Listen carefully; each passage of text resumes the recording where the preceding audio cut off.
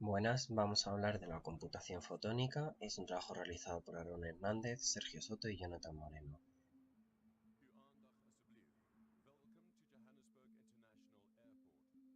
Cada uno nos hemos especificado en una parte del trabajo para poderlo estudiar mejor. Aarón se ha especificado en qué es la fotónica, limitaciones de la electrónica, propiedades de la fotónica y funcionamiento de la fotónica.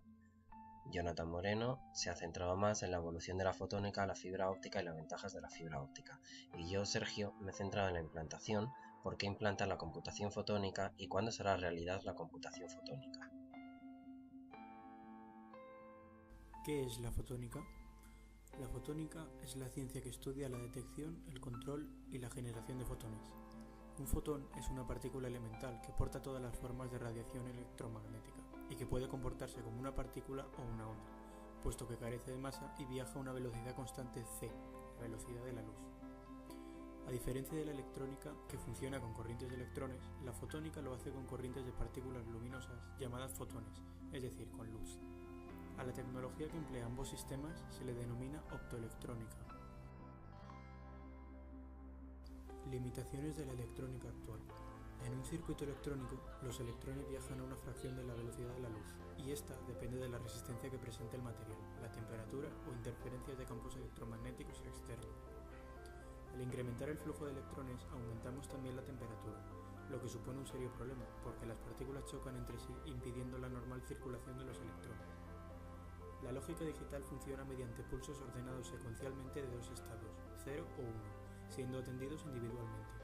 Por ello, los procesos computacionales actuales tienen una forma lineal. Los sistemas de almacenamiento digital se basan en transistores flip-flop que almacenan un bit de información. Esto está condicionado por el grado de miniaturización que actualmente podemos lograr. Debido a todo esto, los actuales sistemas no logran atravesar la barrera de los 4 GHz sin la ayuda de complejos y costosos sistemas de refrigeración, y nos estamos acercando al límite máximo de miniaturización de los componentes. El patrón que estableció la ley de Moore se está desacelerando, puesto que llegado un momento no será posible miniaturizar más los componentes. Necesitamos un nuevo sistema que permita computadoras más rápidas, más eficientes. Propiedades de la fotónica. La computación fotónica se basa en el procesamiento de fotones, que se mueven en paquetes y a la velocidad de la luz. El spin rotacional de cada fotón acarrea un dato computacional y tiene 4 estados de orientación y polaridad. Dos señales lumínicas no interfieren entre ellas, por lo que podemos tener infinitos haces de luz portando datos cruzándose en un mismo punto del espacio, y la información queda intacta. Ya no estamos limitados por las restricciones tridimensionales del cableado. Además de esto, en un mismo haz de luz podemos combinar distintas longitudes de onda, distintos colores, de forma que cada color sea un canal de comunicación, alcanzando cifras de transmisión de información exponenciales respecto a las que podemos transmitir a través de un alambre de cobre, por ejemplo.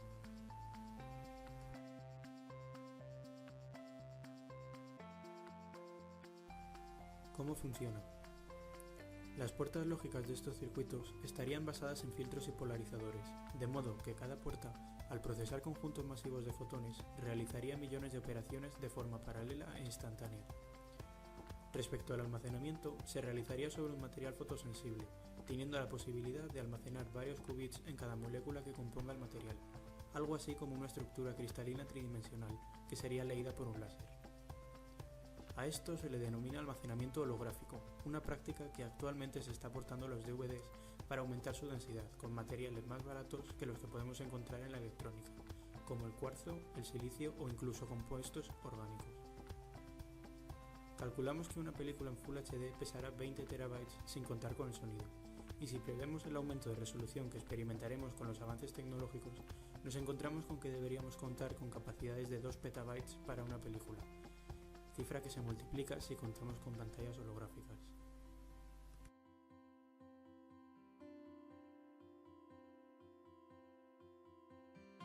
Evolución de la computación fotónica. El primer transistor fotónico fue creado en el Rocky Mountain Research Center en 1989.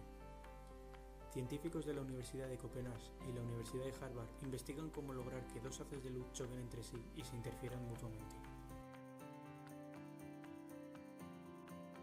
El 18 de septiembre de 2006, Intel y la Universidad de California Santa Bárbara anunciaron la demostración del primer láser de silicio híbrido eléctrico del mundo. Este dispositivo integra las capacidades de emisión de luz del fósforo de indio y como ventaja añade que no es muy costoso, ya que el silicio es abundante, económico y maleable. Fibras ópticas.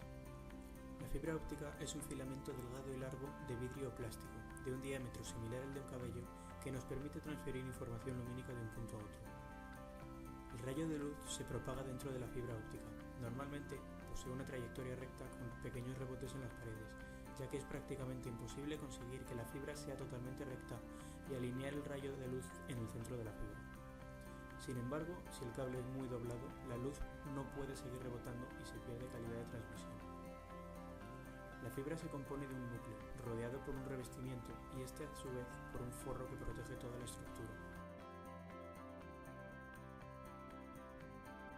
Este sistema cuenta con múltiples ventajas frente al cable de cobre convencional, tales como que no se calienta, es menos grueso y no le afectan las interferencias electromagnéticas, por lo que la calidad es muy alta. En la implantación, en los próximos años va a ocurrir una revolución tecnológica que no dejará indiferente a nadie, la revolución fotónica, la cual dejará a un lado la electrónica tal y como la conocemos.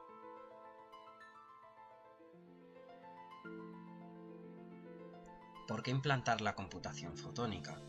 Pues bien, vamos a destacar que las señales fotónicas no interfieren entre ellas, si se pueden tener dos rayos de luz cruzándose sin ningún problema, ya que cada uno lleva su información. Por lo tanto, en un solo punto físico podríamos tener millones de flujos simultáneos de luz sin que ninguno de ellos resultase alterado. Sin embargo, en la electrónica esto no sucede así, porque el diseño de los circuitos simplifica la transmisión de la información al estar limitados en las restricciones tridimensionales del cableado. El potencial de la tecnología fotónica es por lo tanto abismalmente superior al de la electrónica actual, ya que hemos sido testigos de algunos pequeños avances que apenas son la punta del iceberg. Los dispositivos de almacenamiento óptico como los DVD, los cuales superan miles de veces la capacidad de los medios de almacenamiento magnético. En el campo de las telecomunicaciones, los canales de fibra óptica son capaces de transmitir millones de veces más información y sin apenas interferencias que los canales electromagnéticos. En el caso de la computación, se estima que un computador fotónico será millones de veces más rápido que los supercomputadores actuales de 4 GHz, estando en el orden de los petahercios.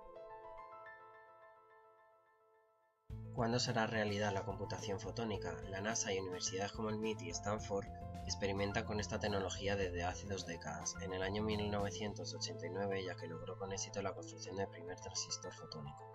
El Internet 2 está basado en esta tecnología, los switches y routers basados en optoelectrónica y los medios de fibra óptica, que permiten lograr velocidades abismales en la transmisión de información. En esta red de Internet ya es posible transferir un Blu-ray completo en tan solo 10 segundos.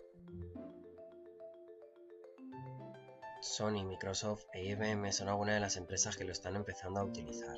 En las comunicaciones de fibra óptica, el Internet 2 se podrá transferir películas holográficas 4D a tiempo real en instante.